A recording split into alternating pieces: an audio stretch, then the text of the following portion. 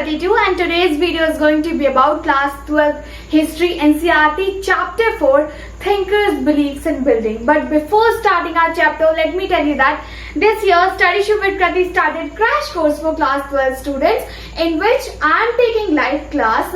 So just check out this poster and contact me on the given number.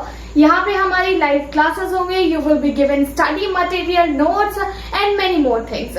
So already more than 300 students have joined our crash course. तो अगर आप ये video before 20th September देखते हैं then contact me. अगर आप join करना चाहते हैं then I'll share the details. Otherwise आप 20th September के बाद भी देखते हैं still contact, क्योंकि इस साल जो है हमारे throughout the year batch चलते रहेंगे. So I'll just give you info regarding our batch. Let's get started with our today's video. Chapter 3 में हमने पढ़ा था महाभारत के बारे में, right? अब इसमें हम बात करने वाले हैं न्यू ट्रेडिशन जो है उस एरा में इमर्ज हो रहे थे. लाइक इसका भी टाइम पीरियड ना बिल्कुल सेम है जो हमने चैप्टर 3 में पढ़ा था. Here we are talking about around 600 BCE to 600 CE है. इस दौरान क्या मेजर जो है वो चेंजेस आते हैं. So let's see. बट उससे पहले हम बात करेंगे इसके ओवरव्यू के बारे में. और this box given into your book. उस बॉक्स में ये बताया गया है Sanchi stupa which is actually religious monument of Buddhism. तो सांची स्तूपा पाया जाता है and we are talking about 18th century. Europeans India आए, ठीक है, उन्होंने जो है इंडियन मॉन्यूमेंट्स को देखा, हमारे रिच कल्चर को देखा एंड उनको जो भी पसंद आया वो ले गए, एकदम घर की जागीर की समझ के कि भाई है अपना ले जाओ. सांची स्तूपा के साथ भी कुछ ऐसा ही होने वाला था. सांची स्तूपा जो कि भोपाल के सांची में है, वहां पे देखा जाता है कि ब्रिटिश आते, यूरोपियंस इंग्लिश आते हैं, उनका इंटरेस्ट था सांची स्तूपा में. But due to wise decision of ruler जो उस वक्त भोपाल में थी, उनकी वजह से ऐसा पॉसिबल नहीं हो पाया. So see the first topic which we are having glimpse of Sanchi. Glimpse of Sanchi में देखते हैं French and English man actually were interested in Sanchi stupa. यहाँ पे ये आते हैं and actually what they were going to do कि वो उसको ले जाने की कोशिश करते हैं. मतलब पूरा मॉन्यूमेंट नहीं, कुछ उसके इंपॉर्टेंट पार्ट, ताकि वो यूरोप में जाकर उसकी स्टडी कर सके कि क्या है इसका रिलेशन, क्या है इसका पास्ट. प्लास्टर कास्ट कॉपीज जो है इन दोनों के लिए, यानी कि जो फ्रेंच मैन आए एंड इंग्लिश मैन आए, इन दोनों के लिए तैयार करवाई जाती है. Then Shahjahan Begum and Sultan Jahan Begum actually were the rulers of Bhopal. तो शाहजहां बेगम के बाद जो Sultan, Shahjahan Begum was actually successor of Sultan Jahan Begum. तो इस तरीके से सांची की स्तूपा बच गए. अब सेकंड टॉपिक है हमारा the background, sacrifices and debates. It will be really great अगर आपने चैप्टर पढ़ लिया है and if you are watching this video at your comfort zone then please take out one of the notebook and note down the points जो मैं आपको through out the lecture बताती है. क्योंकि अगर आप वो जो मैं पॉइंट बताती हूँ वो नोट करते हो तो आपको नोट्स बनाने की जरूरत बिल्कुल नहीं है. Background, sacrifices and debates. अब ये जो टाइम चल रहा था ना, ये 600 BCE to 600 CE, this was actually a major turning point in Indian history. How? Turning point in Indian history was the first millennium. Okay, so here one more N should be, otherwise you will say that ma'am आपने spelling गलत लिखी है. Okay, so first millennium. Millennium से हमारा मतलब है 1000 years का जो पूरा पीरियड होता है ना, उसको हम मिलेनियम बोलते हैं, ठीक है. मिलेनियम या emergence of a thinker. This was the town की नए नए थिंकर्स इमर्ज हो रहे थे, जैसे कि Zarathustra in Iran, Kongzi in China, Socrates, Plato and Aristotle in Greece and Mahavir and Buddha in India. So these were the thinkers. What they did, they started questioning the existing system. Sacrifices होते हैं तो क्यों होते हैं, यज्ञ करवाया जाता है तो क्यों करवाया जाता है, बलि दी जाती है तो क्यों की जाती है, एज आई सेड सैक्रिफाइसेस. ये कास्ट सिस्टम क्यों प्रिवेल्ड है, ऐसा ही ट्रेडिशन फॉलो करना क्यों जरूरी है, आखिर अनटचेबल्स को क्यों अलग रखा गया है, why they are polluted, what's the concept of this polluting system. So these are the question जो उन्होंने किए उस दौरान. एंड ऑफ कोर्स जो उस वक्त अथॉरिटी रही होगी, या हम इंडिया के कॉन्टेक्स्ट में बात करें तो वैदिक ट्रेडिशन था एंड ब्राह्मण्स डोमिनेट कर रहे थे. दे डू नॉट लाइक क्या जो एग्जिस्टिंग सिस्टम है उसको क्वेश्चन करो. Then now kingdoms were emerging. This was also the time की जब जो है किंगडम्स इमर्ज हो रहे थे. Now 2.1 is going to be the sacrificial tradition. Okay, sacrificial tradition जो है prevalent था, इसके बारे में हमें से आपने महाभारत में जरूर पढ़ा होगा, as well as the Ramayan. तो रामायण में आपको पता है भगवान राम के पुत्र लव एंड कुश ने जो है ये अश्वमेध जो सेक्रीफाइस है एक तरह का वो होता है, तो उन्होंने घोड़ों को पकड़ लिया था and they actually question the system. Okay, what was it? I just let you know about it, but पहले हम पॉइंट देखते हैं अपना. Rigveda compiled around 1500 to 1000 BCE. तो ऋग्वेद का कंपिलेशन होता है इस दौरान. एंड ये ऋग्वेद को हम क्यों हाईलाइट कर रहे हैं? क्योंकि ऋग्वेद में हमें कुछ important deities like various forms of deities के बारे में पता चलता है, उनसे रिलेटेड हिम्स जो है उसमें दिए रहते हैं. बट उस वक्त जो मेजर डाइटीज थी जिनकी पूजा आमतौर पे की जाती थी वो थी Agni, Soma and Indra. I hope you guys know that कि अग्निदेव से हमारा मतलब क्या है, यानी कि अग्नि के देवता, आग के देवता.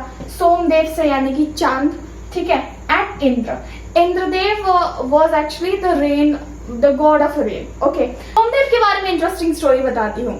ब्रह्मा जी, ठीक है, ब्रह्मा विष्णु महेश जिन्होंने सृष्टि बनाई है ऐसा वैदिक ट्रेडिशन में बिलीफ है. तो जो ब्रह्मा थे, ब्रह्मा के भाई थे, ब्रह्मा के भाई के दामाद जो है वो सोमदेव थे, ठीक है. तो उन्होंने एक्चुअली श्राप दिया था सोमदेव को, इसी कारण से जो है 15 दिन आपको चांद दिखता है, 15 दिन नहीं दिखता है. तो 15 दिन जो है अमावस की तरफ बढ़ते हैं, फिर हम पूर्णिमा की तरफ बढ़ते हैं. So this was just because of the श्राप of Brahmadev brother. So just try to find out more and let me know in the comment section what was the name of Brahmadev Bhai. Okay. Sacrifices Rajasuya and Ashvamedha, इस तरह के जो sacrifices हैं वो actually royal families में हुआ करते थे. बेसिकली उनका मानना है कि राज्य में शांति करने के लिए यज्ञ करवाओ, उस यज्ञ में किसी की आहुति दी जाएगी, बलिदान दिया जाएगा, फिर जो है सुख समृद्धि आएगी. अश्वमेध was actually one of the sacrifice जिसमें राजा अपनी टेरिटरी से 2 घोड़ों को छोड़ेगा और 1 घोड़े को छोड़ेगा. तो वो घोड़ा जहां तक जाता है वहां तक जो है राजा की वो टेरिटरी हो जाएंगी. कैसे हो जाएंगी? अगर उधर तो कोई और किंग है, ठीक है, जिस टेरिटरी पे वो घोड़ा जा रहा है वहां पे कोई और राजा है, तो उस राजा के साथ जो है मेन राजा वो युद्ध करेगा. अदरवाइज सेकंड ऑप्शन ये है कि उसको परमिशन दे दो, okay then this is going to be your territory. So this was actually Ashvamedha. बाद में इन घोड़ों की बलि दे दी जाती थी. सो दिस वाज द थिंग जो रामायण में मेंशन की गई है. जब भगवान राम अश्वमेध करवाते और इस तरह का सैक्रिफाइस हो रहा था तो उन्होंने जो घोड़े छोड़े थे ना वो लव कुश पकड़ लेते हैं एंड फिर जो है वो क्वेश्चन करते हैं कि ऐसा क्यों होता है, क्यों जरूरी है हम इतने सुंदर घोड़ों की और इस निर्जीव जानवर की हत्या नहीं होने देंगे.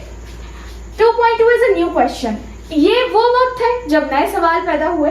पहले तो ये कि मीनिंग ऑफ लाइफ क्या है, जीवन का अर्थ क्या है. दूसरा, possibility of life after death, मतलब मरने के बाद क्या पॉसिबिलिटी रहती है, क्या रीबर्थ होता है. Third, rebirth due to past actions, मतलब आज के जन्म में अगर मैं अच्छा काम कर रही हूँ तो क्या इसकी गारंटी है कि मुझे जो मेरा नेक्स्ट जन्म होगा, जो मेरा रीबर्थ होगा, that is going to be safe and secure. Speculation on significance on the sacrificial tradition. Okay, so sacrificial tradition जो मैंने बात की यहाँ पे यज्ञ की, इस पे सवाल उठाए गए कि किस तरह से इसका इंपॉर्टेंस क्या है और ये ट्रेडिशन क्यों चला आ रहा है. 2.3 debates and discussions. Here I need to highlight this. Okay. कुटघरशाला emphasized on individual agency. हमने जैसे कि टॉपिक पढ़ा है डिबेट्स एंड डिस्कशन. सो कुटघरशाला से हमारा मतलब है this was actually a kind of a place. Here I just attach one of the image, you can see here. तो ये पॉइंटेड रूफ टाइप की जो एक कुटिया टाइप हुआ करती थी, सिंपली यू कैन से. इस कुटिया में जो है लोग डिस्कशन किया करते थे, टीचर्स आते थे all across the continent and subcontinent and they used to discuss the things. For instance, आप, हम और बाकी सब लोग बैठे हैं और डिस्कशन हो रहा है. बाय चांस आपने जो तर्क दिया और आपने जो बात कही मैं उसका आंसर नहीं दे पाई, then I will be your disciple. अगर आप मेरी बात का आंसर नहीं दे पाते तो आप मेरे डिसिपल बन जाएंगे. इससे कोई फर्क नहीं पड़ता कि कौन कितना बड़ा है छोटा है, बट द थिंग इज कि वहां जो डिबेट चल रहा है उसमें जीतता कौन है. तो इसी का हिस्सा जो है वो महावीर एंड जो लॉर्ड बुद्ध है वो रहते हैं. एम्फसाइज ऑन इंडिविजुअल एजेंसी, यहाँ पे इंडिविजुअल एजेंसी पे जो है एम्फसाइज किया गया है. यहाँ पे बात की है महावीर एंड जो बुद्ध है उन्होंने बात की है liberation from trials and tribulation which was actually contrast to the Brahminical position. Brahminical position में ये बताया, वैदिक ट्रेडिशन में ये दिया है that you have to follow to liberate yourself. But in Buddhism and Jainism they say that you have to do this, otherwise आपको liberation नहीं मिलेगा, मतलब मोक्ष की प्राप्ति नहीं होगी. आप ये सांसारिक जो मोह माया है ना उसमें फंसे रहेंगे. ये मेरी भाई है, ये बहन है, ये मेरी जो है प्रॉपर्टी है, ये सब कुछ मेरा है, मुझे करना है, ठीक है. और ज्यादा ही अटैचमेंट जो है, तो life is not all about your family. Okay, life is not all about your family. Each and every person actually have some sort of purpose जो हमें पूरा करना है. So as you can see कि ये आइडिया ब्राह्मणिकल ट्रेडिशन से कितना different था. अब हम देखते हैं next one, which is going to be how Buddhist texts were prepared. Actually this is not the topic but box given into your work which is going to be very important. So how Buddhist texts were prepared and preserved. पहली बात तो ये महात्मा बुद्ध जब तक जिंदा थे उनके during whole life time कभी भी उनकी बातों को जो है कंपाइल नहीं किया गया. It was just after his death उनके डिसिपल्स ने डिसाइड किया कि हम अपने गुरु की बातें जो है वो आगे ले जाएंगे. तो फिर बाद में जो है त्रिपिटक लिखी जाती है. Tripitaka is actually the teaching of Buddhism. आप देखते हैं there are actually 3 Tripitaka. One is Vinaya Pitaka. Vinaya Pitaka is the book जिसमें बुद्धिज्म में जो और जिसका संघ हुआ करता था, इस संघ में शामिल होने के लिए क्या रूल्स एंड रेगुलेशंस हैं वो विनय पिटक में मिल जाएंगे. सुत्त पिटक इज एक्चुअली द बुक और अ टाइप ऑफ अ पिटक जिसमें लॉर्ड बुद्धा की टीचिंग्स जो है वो दी गई हैं. And third one is Abhidhamma Pitaka. ठीक है, सो इसमें बताया गया है actually this book deals with the philosophical matters of this Buddhism.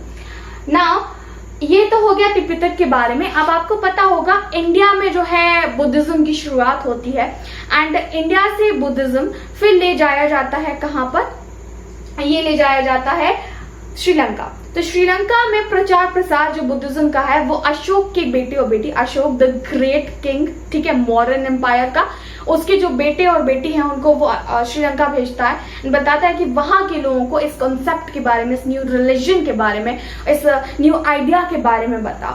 तो जो श्रीलंका का फेमस क्रॉनिकल है, ठीक है, जिसका नाम है Divyavamsa, so it is related to Buddhism.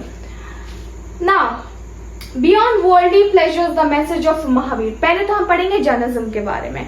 मुझे पता नहीं कि ऐसा लग रहा है कि मैंने बुद्धिज्म का टॉपिक जो है, okay, so that is going to be the next one.